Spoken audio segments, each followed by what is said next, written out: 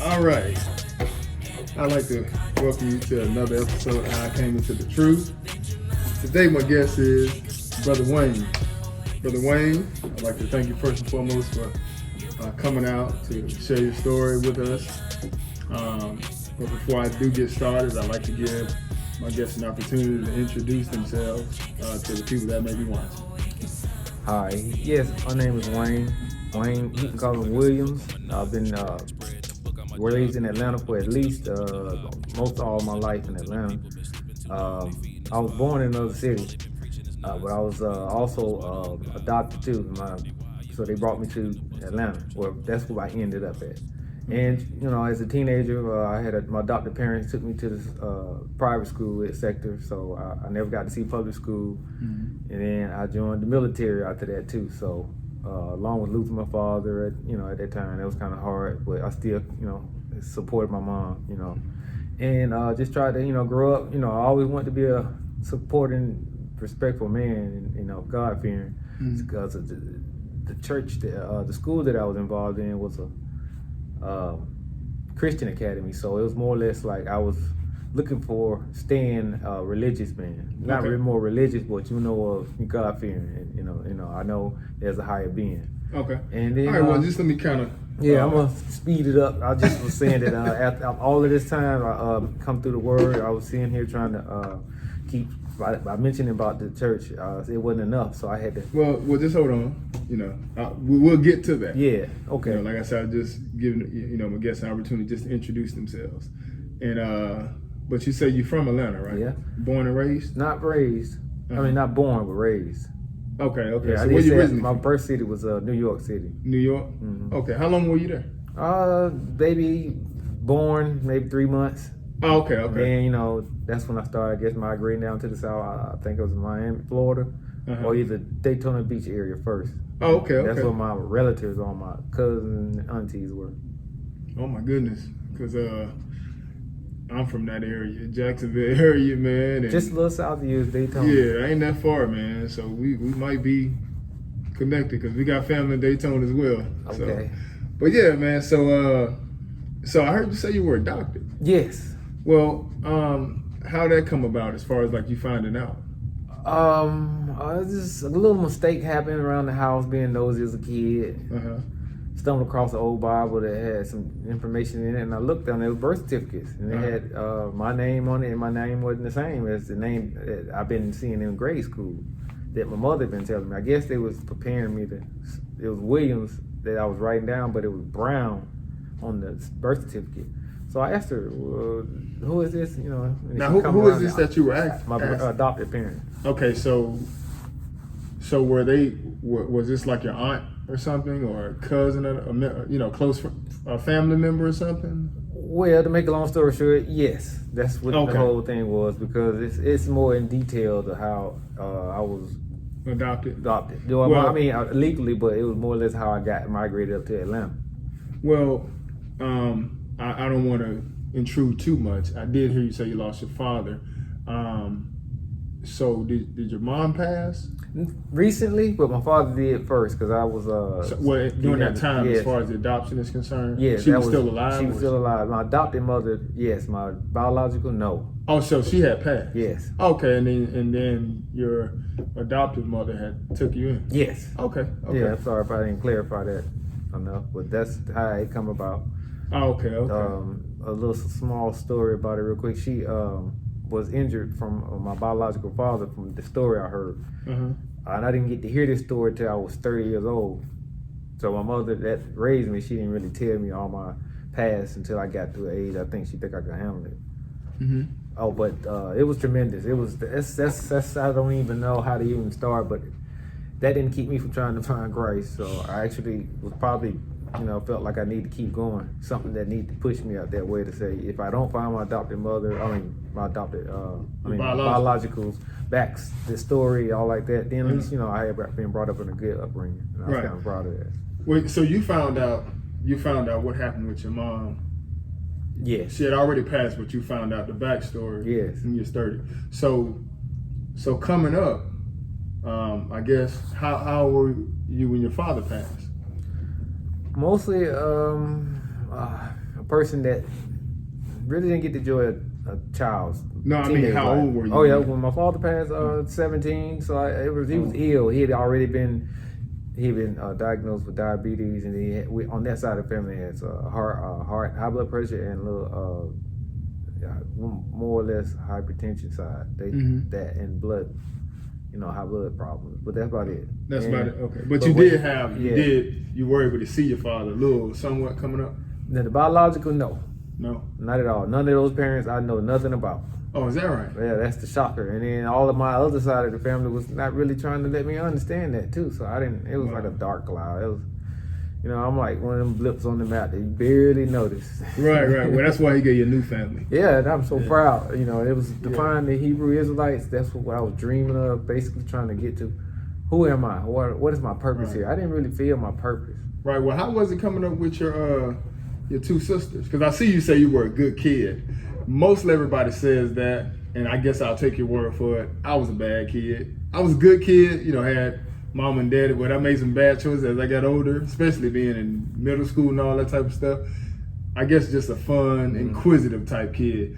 But I see you say you were a good kid and you had two sisters, right? Yes. So how was it getting along with them? Now, were those your adopted sisters as well, or?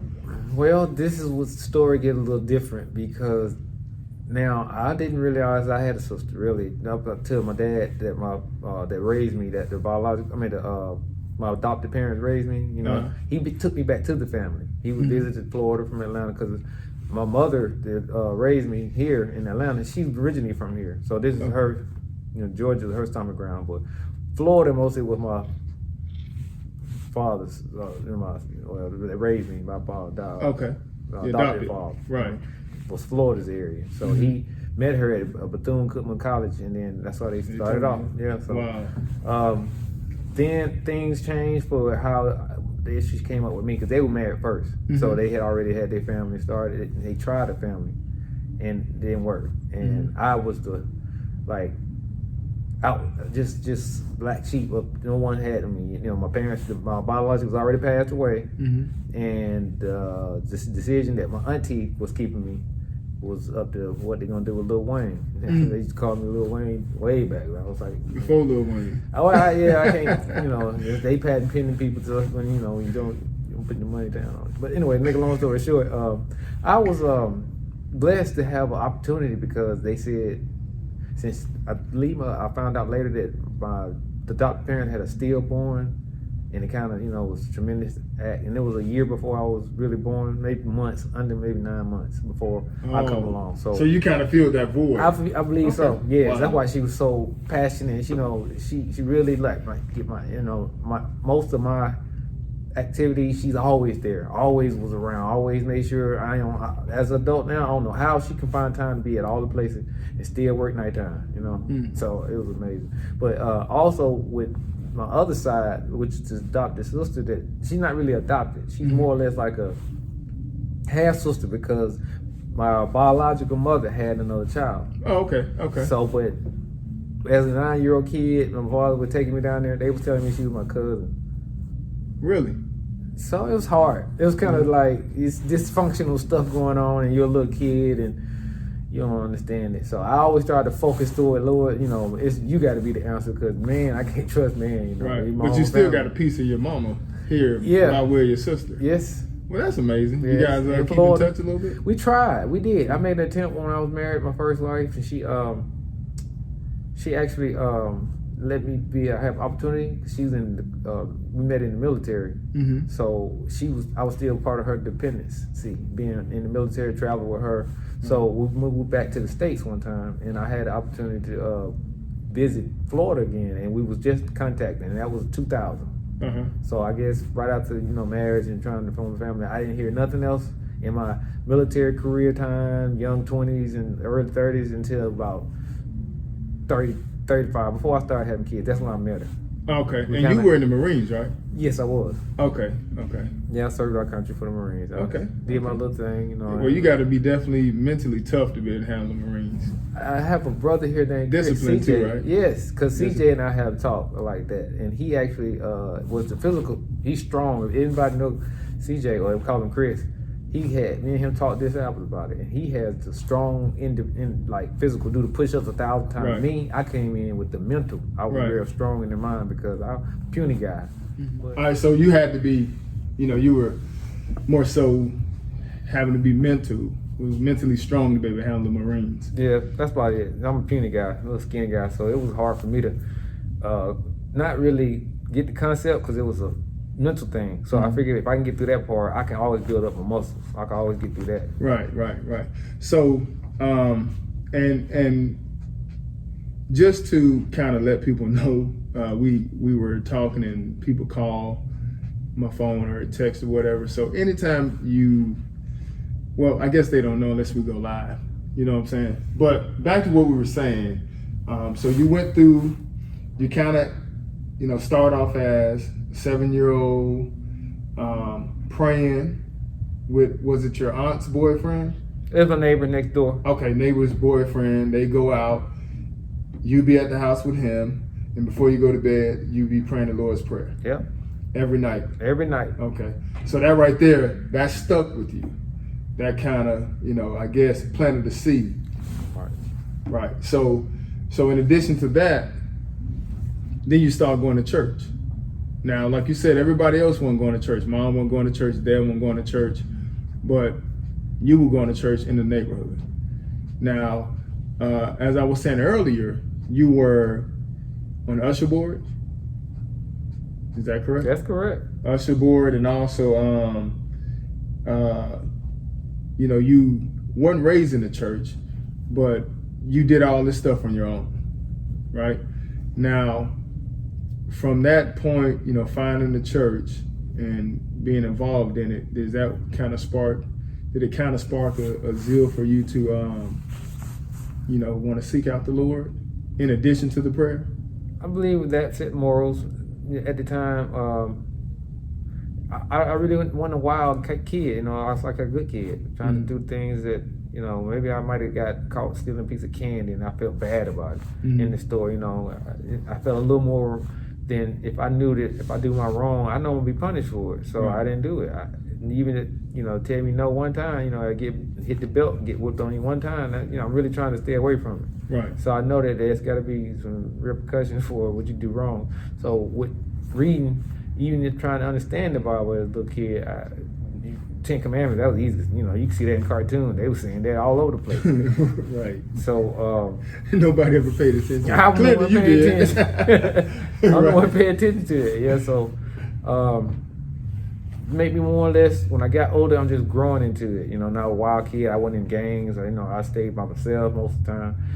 Waking up in the morning. If the Lord, was seeing me wake up in the morning, I never really thought about it that way. But it was like, it's another day. The kid, maybe I can try to learn something. Whatever it took. Whether I didn't get in trouble for something like taking or stealing or being mean to a child, or at my grade school level, I was always pretty honorable. Class, not the class clown, but until I couldn't, needed glasses, I had to start squinting. I started feeling a little more, grades going down. Then I started, stepping back. And the teacher noticed that something was going wrong. So that was the odd part about it. I didn't ever know I need glasses. I thought I'd be, invincible. And when my grades started slipping, this is before I went to this Christian academy school. So I really didn't get the best introduction to the school. I more or less was more a person that, I played the average. So I came in on a feel the crowd, and then I liked what I liked because they introduced me to a different culture. It was more or less a small, community class where I felt I could learn better. And I don't know, maybe I had some type of reading, like ADHD or something. My daughter might have it, because ADHD. I mean, because my daughter seemed to have had it when I had children later from my first marriage. But to back up, I was always trying to prepare, myself to keep good vibes coming, basically. Stay around, not in the rag crowd. Always trying to figure out why, everybody pick on me, but I don't go, retaliate. I just, I don't know, say nothing like, Lord help them or nothing. But, little kid, dang, I wouldn't cuss out nothing. I just, I try to still look. Just keep it moving. Yeah. I wanted to grow up, not, grow too fast. And a lot of that was seeing death around me all the time too. Really? But on my side of the family, it was a lot of that illness took my family out. My dad, he was he had 4 brothers. It was 4 brothers with him and 3 sisters. There was 7 of them. And by the time my mother met them, she saw all of them earlier boys pass away from whatever the disease was, and just the auntie was left and him. As they were married around 25ish. So all their offsprings and cousins, those are the ones that reside in Florida. That side that I really didn't get to meet a lot of, because that one aunt passed. That really was like a focal point for all of us. That when my sister, she went with her, and I went to my adopted parents. We one in Florida, one in Atlanta. Oh, okay. And so I didn't even talk to her about going to church. We didn't even mention it. She didn't influence me. It's just all about me trying to, I don't know, Yeah, so it's just something the Lord put on your heart as a kid. Yeah. So like I say, going from age 7 to 12, and the reason I say age 12 because, you're still kind of innocent until you hit those teenage years. So when you got in your teenage years, around that time, you also gonna get introduced to middle school. Back in the day when we were coming up, they didn't have middle school for the most part. It was junior high or senior high, Now they have middle school and high school now. But it's mainly the same, but you would be going from elementary to, in 6th grade, you'd be going from that to 7th grade, 8th grade, 9th grade, where now you're starting to go through puberty. And a lot of different things are being introduced to you as a kid, and all the way up to high school. So was your focus still the same, going through those times? Miraculously, yes, because I still pray. I still get up and try to say, I'm gonna take on another day, or whatever it took to stay on. I want to be part of the living. I don't know, something put on me to say, I like to have my chance to be in the kingdom, and I want my crown on my head. That's kind of a goal that had me to find out how about who am I, and I found out when I got to the truth that I'm part of these people that's in this Bible, and that really turned it on. It was like I just soaking up like a sponge in hearing the lessons that we have in class. Well, speaking of that thing, how old were you when the seed was first planted for you to be introduced to the God of Israel? Can you tell us about your experience? Okay. Since I had the Seventh-day Adventist background doctrine with some of the things they would stand in remembrance of the Father on the 7th day, plus knowing that the 10 Commandments really is a good base. If you follow that, you could have a chance. But faith is dead without work. So I know I have to still get out there and try to fight for salvation. Okay.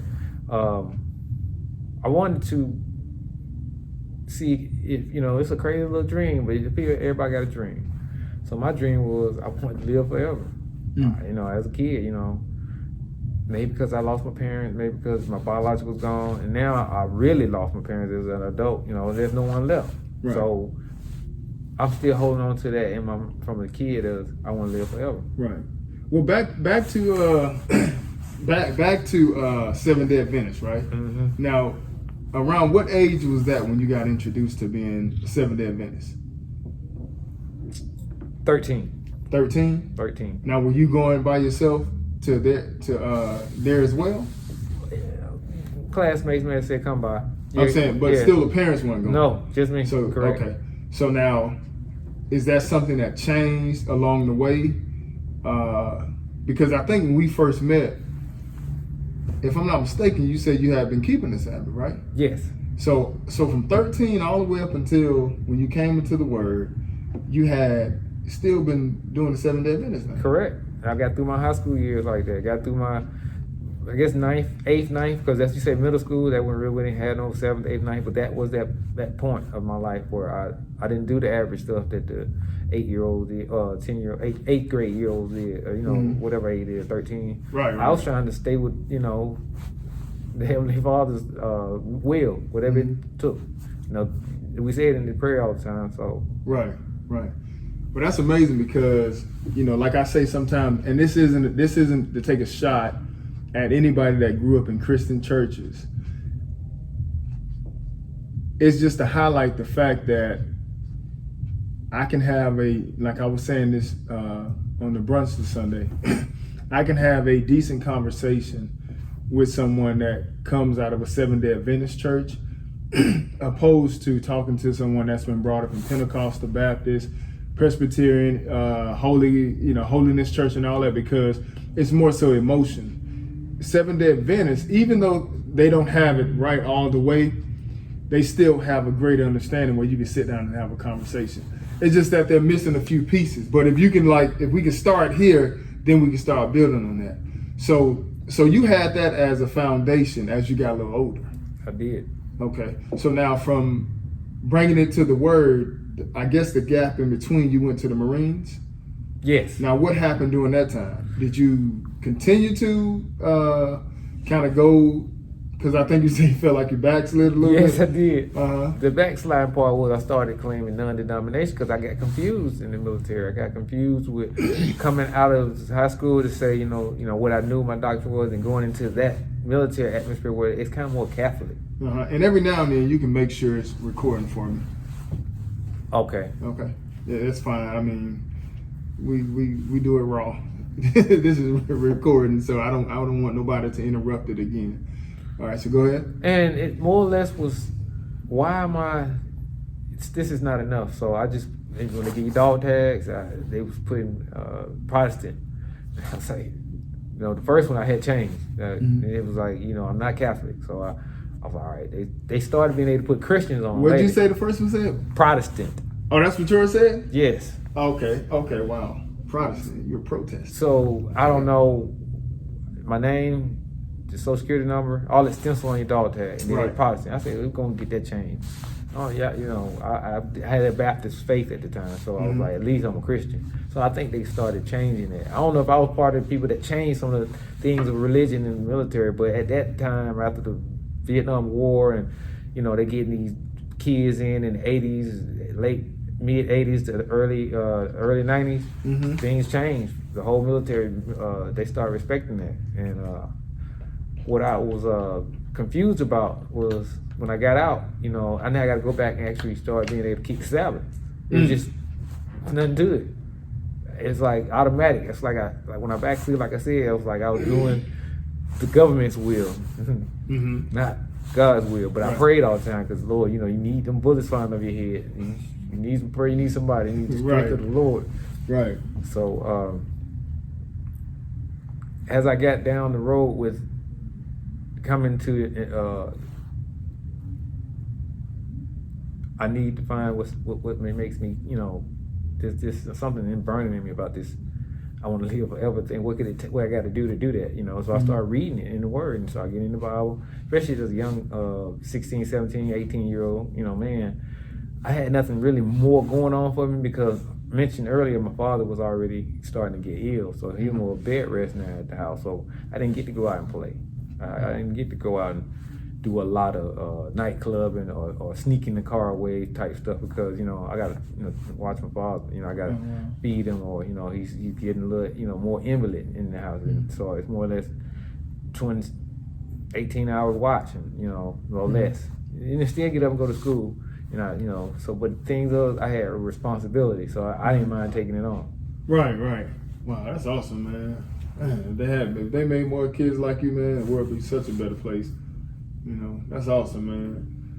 So back to the question, how were you when the seed was first planted, as far as the truth is concerned, and what was that experience like? Okay, as far as the truth, I was said, all right, the Seventh-day Adventists didn't have it. So I still was keeping the Sabbath, but I kind of was breaking it. And I know when I was out working on Saturdays, before COVID started hitting, I said, I'm gonna stay back to my word. I started, Friday night, I always, stop everything, just like, when the sun set, it's time for the Sabbath to come in on Friday night to, Saturday night. I shouldn't be doing any of these things that of my pleasure and none of that. It just was natural. I've been doing it as a teenager. Even throughout my first marriage, I kind of was trying to implement that with her, but she didn't see it either. So that's another story. But for me, even when I got to the truth, I was about 47, 48, and here I was more or less guided from what I just told you, from trying to pray as a kid, trying to stay with the word as a teenager, and I don't know if people say about their steps being ordered. I never understood that. I always looked at the footprint that they show in some of those poems. The footprint steps, where he carried you. Yeah, that stuck with me a lot better and made me feel more confident. So I figured, I knew he was real, and my prayers seemed to have gotten answered. So it was easier to keep staying on the course. And so seeing another ILG information come to me through a coworker in the previous, before, say 5 years ago, I was starting to get interested, looking and seeking about other things about Israelites. So I said, okay, maybe this could be, the connection I need. I need to find out. And I was reading the Bible. I never did see that connection in the Bible. Never did understand it. So I got to understanding, I'm still keeping the Sabbath. I'm still, out giving tithes because I had stopped giving tithes then, because now I'm giving tithes and I'm online. I'm like, I felt like I got blessed. This is what it's about, and I give back. And I said, well, I still need a holy convocation. I need to find me a camp. Right. Even though they were seeing it in some of the end of their YouTube videos, because we're at home watching this on TV or watching on my phone in the past 2 years. Because of that friend kept sending me these IOG videos showing them different. And I started saying, these brothers here, there's something different about them. They saying things that I like, Bible study, reading it, every line, precept, studying it, line upon line. I was like, yeah, that was motivated. And I thought it was gonna be some type of ritual I had to go to get with them guys. That's the funny thing. I said, well, if it's about just going to church. I think you asked me. Remember you asked me, you was like, hey, Brother Nate, and it's further down the line when we met when you came here, and you was like, what I gotta do to join the church? You ain't gotta do nothing, just come to church, man. I can't allow access or deny access to something that was already started. I felt so delighted. I was like, that's it, simple, that's it. People, I was like, wow. Yeah, simplicity. The simplicity is what works. I guess that's what's hard for people to understand. Simplicity in Christ, man. You read it, just do it, and that's it. So what obstacles? Like, did you face any obstacles? And if it was, it's probably minimal, because you were already keeping the Sabbath. Because that's usually where the big problem is. Really? Keeping the Sabbath. That's usually where the trouble comes in for a lot of people that come into the Word. Usually the biggest problem or the biggest obstacle is switching, man. Just, having to change everything from Sunday to Saturday, including not working, but you were kind of already doing that. So did you have any other obstacles or any other things you had to get over? Really, the most part of it was I focused around it. I did with the military, we put that back, and that's, back before I actually was, I would say, a bachelor or something. But when I got more into family-oriented stuff, I was looking at, how can I transition what I know into my family can be saved? Because not that my mother or my dad was going, but I guess they looked at me as though he's the spiritual leader for the house. So, we keep it going. We ain't gonna disturb him. They never said, why you doing that? Or they never, my mother never even said, why you even worship on Saturday, as though it was a problem. She said it as though she can condone me for, hey, keep it going. I even get you a car to even go to church on the Saturday. So I was like, wow. that was a real support. You know, I don't know. That's amazing. My middle name might have something to do with it because it's Samuel, and I think I looked it up, and that means asked of God. So I was like, maybe, you know, there's something. Oh, your middle name Samuel? Your middle name Samuel. Oh yeah, man. His mama prayed about that. His mama, and she said, when you give me a son, man, a child, and he went right into the service of the Lord all his days. So you made this connection, right? Now you I guess connected to the word in a sense, right? Like most people are, because they read the Bible. And a lot of people read the Bible, and we feel like, you know, and we have some reverence for God, which is why we turn to reading the Bible, turn to try to find out, because we believe in our hearts, man, like this is the word of God. So we're gonna have respect, you know, even down to the court system. You know, when it comes down to you having to testify in court, they want you to put your hand on the Bible. Say it. You know, so in the world, for the most part, they have a respect for the Bible, right? But inside the Bible, man, it actually identifies a particular group of people that belong to God. And if you don't know who that is, it's kind of blurry. It's almost like you can read the Bible and still don't understand it. But once you found that out, how did it help you, you know, understand the scriptures? Like a blinder come off my eyes, first of all, and the words that I'm reading are not garbled. It don't sound like it was Greek in the first place, but it sounds more as somebody who wasn't afraid to open up Revelation and read it. I was that strong enough to say, you know, I'm one of those characters that people or human being, whatever you want to say, that wanted to challenge, you know, the things that I'm supposed to be already able to do. You know, they say, you're a child of God. I was like, well, what does that mean? And I started saying, that's more than that to me. You know, if there's angels out there and there's some beings or things that can't die, or there's a promise for God's creation to live forever, but I found out we messed that up. You know, but we still had a chance. I believe Jesus came back to give us a chance. That's what he did. And that's what I felt belong. I wanted to be part of that kingdom. And whatever it took. And I started being a little backslidden more with materialistic things, you know, trying to, you know, pay the back, you know, on the fence, being lukewarm. But my heart always pulled me toward Christ-like stuff. You know, what would Jesus do? And I still use that as my foundation. You know, adversities, no matter what, I'm still get Jesus praise first, all the time, no matter at any cost. And it was a times where it got me through, you know, losing parents, losing cousins, losing you know, other, you know, serious things that happened in my life. So, so when you found out you was Israel, did it? Because you know a light bulb comes on. Did you have that experience? Here? Because I know you say it wasn't like garbled no more. So here it happened. I was getting lessons, and I actually been hearing it on ROG or hearing it across some other YouTubes and reading it, but that's what got me to understand it more. Being in the atmosphere, being here, seeing it. Wow. You know, we're actually doing the small little steps of what we're gonna have to do to survive if we make it to the wilderness. And I believe these are the training grounds for it. I wanted to be at that. No matter if it took me to lose a wife or the famous car I wanted, I can't afford. You know, what, it don't matter. That all that material stuff wasn't important. And then my eyes started opening up to seeing it. And as I'm reading it here in class and listening to it, it's almost like it makes sense. And you know, where I didn't know Jesus' structure at times, or how if you compared it to a city government structure or a state, or how it works, and you got laws and you got sub law.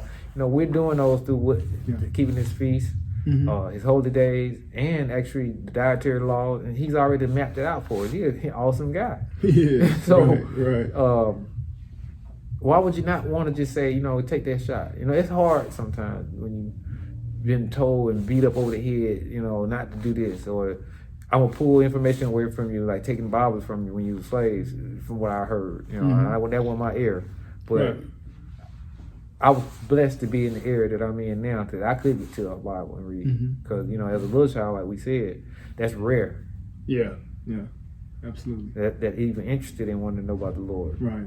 Would you say about 13? Most people start trying to come around. Yeah, you start feeling yourself, smelling yourself, and all that type of stuff around teenage years. I was already there. I was used to being by myself as a kid because no one was around me. So that was easy to do that part. Wow. Even the first wife was saying, you have some type of prophetic way around. Why don't you try to be a preacher? I'm like, me? I do have a little understanding of the word, but I'm not going on theology school. Right, and that's what they think. They think we have to go to because being God's people, it's like I say in some of the lessons. Here it is. You have all these theologians that's been trying to figure out the Bible for years, and then all of a sudden he wake up this people at the bottom, and they ain't never been to theology school, but all of a sudden this knowledge that come from God, Yes. you see being poured out, and it's because who his people are, and you can't get around. It doesn't have anything to do with race. It has everything to do with nationality. Yeah. And it's not that anybody else can't get the word. It's just that God has order. And the order was, like Paul say, the Jew first and the Gentile. And it's always been that way. So this is why you see different nationalities not being able to understand the Bible. So this is where you get a lot of hoopla, a lot of entertaining going on, and not reading the Bible. And I would do the same thing. If I didn't understand, if I went to Russia and I didn't understand the history book, then I'm gonna just give you a song and a dance to try to keep you, away from even questioning me about that history book, But it just so happened that it's a history book, and it more so talks about the Lord's people from Genesis to Revelation, and then we come into it, the Lord opened up the understanding, then it's our job to preach the gospel. So back to your wife saying, you should be a preacher or something, that's automatically something that came with us being his people. Like in Exodus 19, he said, Israel shall be a kingdom of priests to me.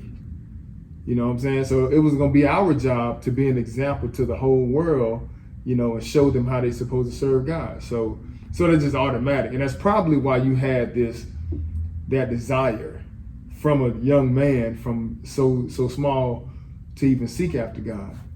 You know what I'm saying? And then when you get older and it just now it all comes full circle. It makes sense now because that Bible was attached to you from the jump.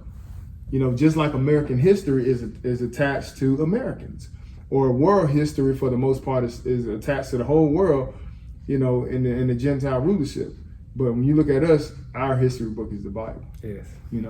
So that being said, since coming in the Word, how would you say it has impacted your life?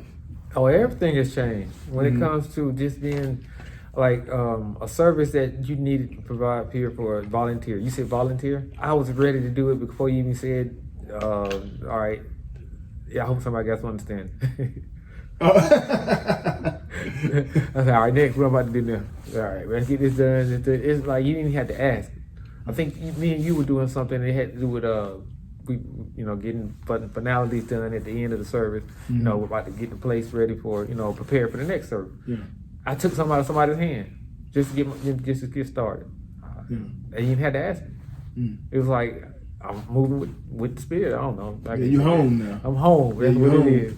I'm home. Yeah. Right. That family I actually was, I believe you can practice this here on earth because what's loose in heaven is loose in earth. You can make your heavenly family here on earth. Because I'd like to see you again one day, the Lord willing, Right. This just after I wake up, if something go wrong, between now I leave and go home, you never see me in the next 20, how many years before Jesus come back. I will, that's what I have been wanting to say.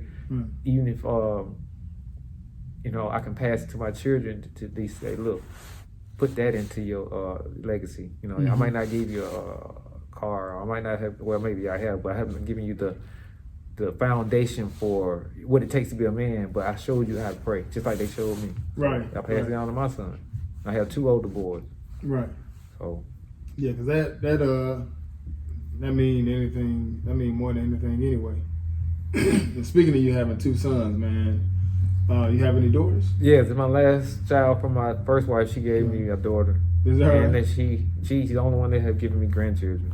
Okay. Yeah. Well, congratulations. Yay. Praise the Lord. I say that because my boys, I thought was gonna give me grandkids first. Uh-huh. The boys, they held back.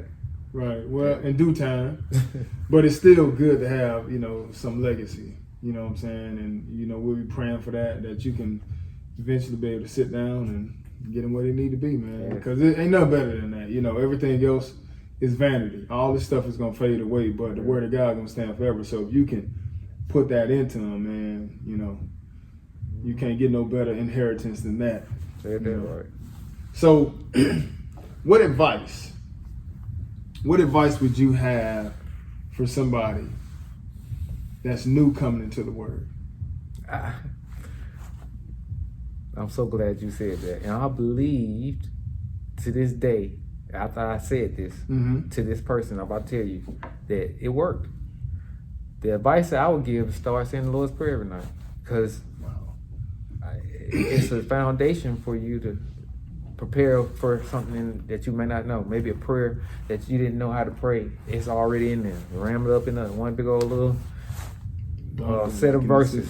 Yeah. And I mentioned it to when I was out street preaching to a lady, and I ain't actually try to give no advice, but I was just saying what it took for me to actually, start to be able to calm down and hear and listen to what the Lord's supposed to be telling me without having this chaos going on. I said, start saying the Lord's Prayer if you want to, find your way, and He might show you the right way to the right scriptures to read, or get you in the right direction to the right positive group of people you need to be around. So that's how I say that's the best advice I could give. Right.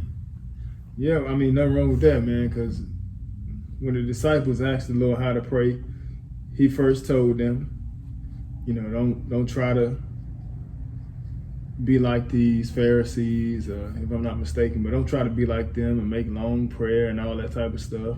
Go in your closet and when you pray and stuff like that. And he told them, he asked them, Lord, teach us how to pray. And he told them, Our Father, which art in heaven. That whole prayer, which we know as the Lord's Prayer. So if it came from Him as far as advice, on how to pray, you can't go wrong. Can't go wrong. You know what I'm saying? You can't go wrong with that. And like you say, it's like everything is covered in those verses right there. From give us this day our daily bread. Lead us not into temptation. Our Father which art in heaven, you praying thy kingdom come. Yes. So yeah, that's definitely great advice, man. Never heard that one before. But that's definitely great advice. And matter of fact, before I leave the house every day, even if I'm still at the house and my son leave, or I wake up in the morning, I just say the Lord's Prayer, and I really be praying for. I'll be trying to make it include everybody. Yeah. You know what I'm saying?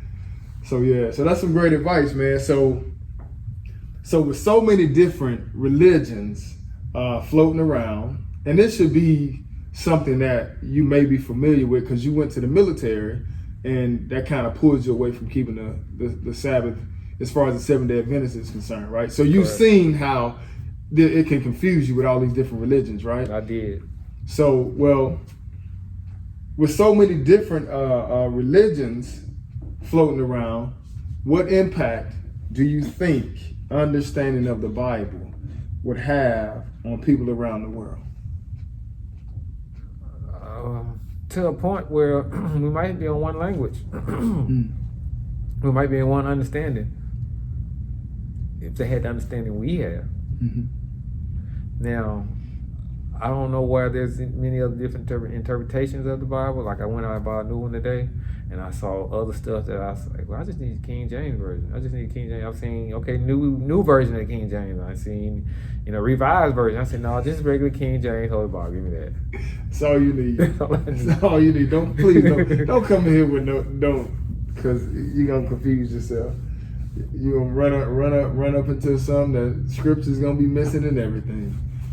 I'm happy with what I got. So I have been saying it. I like to use the one here in the church, especially because I street preach and I want to just grab one. But when you feel like, yeah, this is my Lord. I got my word with me. I got my Bible. I take my Bible. Oh, that's my Bible. But everybody don't tell you that's his Bible. Right. Nobody borrows your stuff. But you just borrow somebody else's. They say, can you get my Bible back? That means something.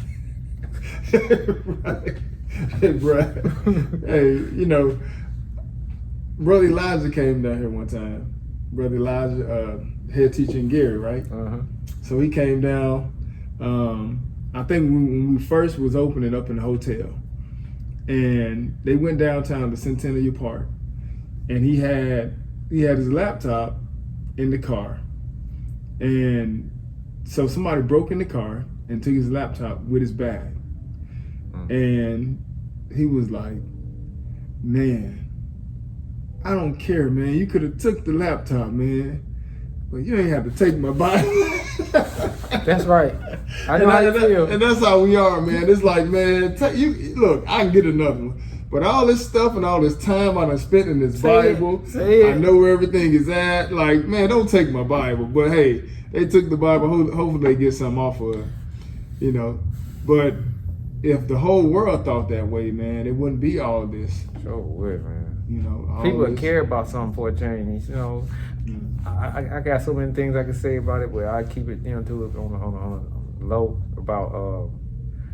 We're in the time now where I can see these false preachers coming up that were trying to tell me things when I was a little kid that I thought they was false then. That's what's so crazy.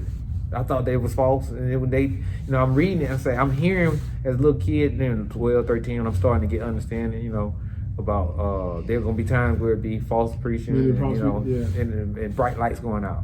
That stuck with me. I don't know if there was a reversion of that, maybe it's same thing what we're saying now, but it's that same understanding I got.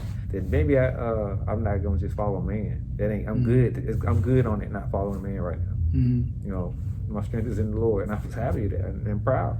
Right. They called me all kind of big lip, big feet, such and souls. I was like, damn matter. I'm a child of the King. So kept that going. Right. Well, that's good, man. Well, it'd definitely be better, man, if everybody's on one accord.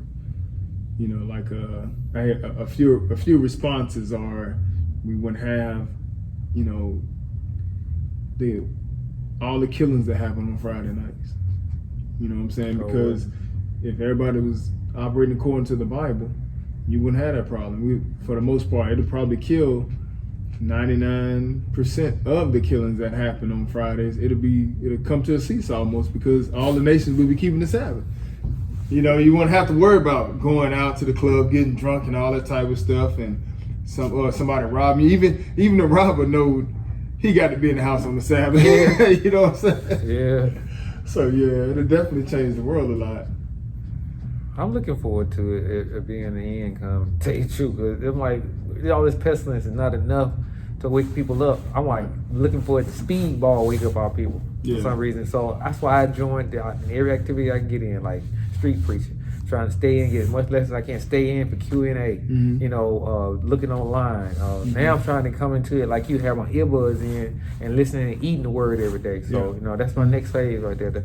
Even if I'm working in an atmosphere that's around noise, I'm trying to be able to, hear it. Just, put these scriptures in my mind. It's that when I come across stuff, that temptation, I can just say it and it's easier. Here, having a Sabbath and rest, we need it. Absolutely. You can actually keep those going on 24/7, night and day. Oh, maybe you crazy. Can walk in your steps. I know, right there. You might well just say you about to start glowing. Right next to the fall. You know what I mean? Well, it's funny you say that because we went out to eat a few months. Well, for my birthday in January, and so it was me, my wife, my son, his girl Dominique, Cephas, my sister-in-law. And we had all went out, and my daughter and her husband.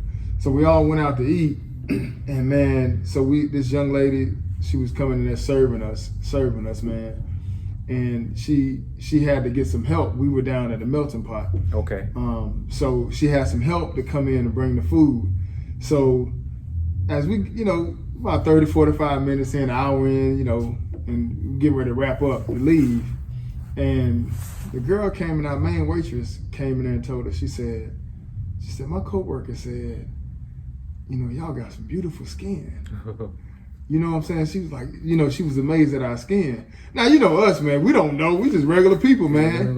Right. But like you say, man, you be in a word like you mess around, start glowing. You know what I'm saying? Now to us, it's just normal. It's true. But to people out in the world, they'll see something on us, man, because we walking with the Lord. Now, I ain't saying we changing like Moses, but I'm saying it's a difference between us and the world, you know, and that's why it's good to get on his side, you know. But we come to the last part of the last question for this interview, and I first off want to definitely thank you, man, for. Oh, I had an enjoyable time. I hate that it got interrupted, but you know, later on down the line, I plan on doing recaps. Okay. You know what I'm saying? So we'll be able to fill in some of the gaps. So just know that. But this is the part. Should be easy. Should be easy if you've been watching. If you watched the whole episode, this should be real easy for you. Last question. What's your favorite book and scripture, and tell us why? Okay. It is Proverbs. I want to say the first, but I'm going to just say it's the beginning chapters first. It get real serious in the wisdom and knowledge. That's what I'm about. Mm-hmm. So I always spread it every chance I can to read. They say read the Proverbs every day, so I was like. So which one's your favorite one? The Proverbs 1 and 1. I believe it's about wisdom, understanding. Seek that first. Let's see. Let's get it. Proverbs 1 and 1. Let me see, cause I can pull it up right here on my eastward. Let's see here. Proverbs 1 and 1. Let's see what it says. Proverbs 1 and 1.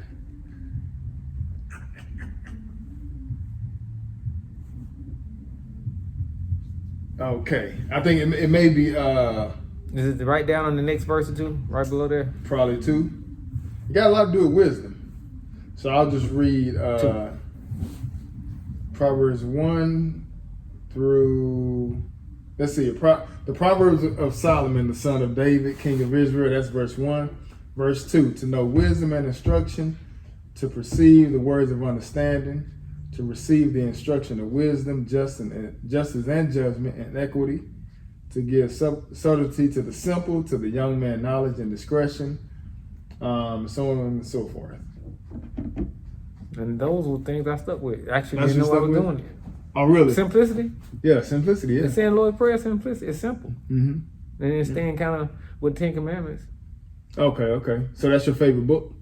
What's your favorite book? Proverbs? Proverbs. And then the Commandments, probably your favorite scripture? I would say because you got to do it. You got to have that as your favorite. You got to have your backbone. Well, it makes sense because, you know, you say you was living the 10 Commandments. You know what I'm saying? I mean, who in the world try to live 10 Commandments at 17 or 7? You know, like, you know, I asked when I was a kid. I said, ain't we supposed to be going to church on Saturday? And he's like, oh, no, Jesus changed. I was like, okay. I was like, whatever. As a kid, I was like, but how we justify? I mean, I remember thinking this as a kid. Yeah. But it just go to show that you may have people coming up as young kids nowadays and the preachers just pull it away from them. You know, you have some type of light and they just take it. But for you to, you know, stick with it, man, and keep those commandments with you all this time, it brought you to the word of God, you know, because it tell you to fear the Lord is beginning of wisdom, a good understanding have all they that do his commandments. So Brother Wayne, I definitely like to thank you, man. I look forward to the next time we can meet again. My pleasure, sir. Right, I had a great time. Again. Thank you for the interview. Absolutely.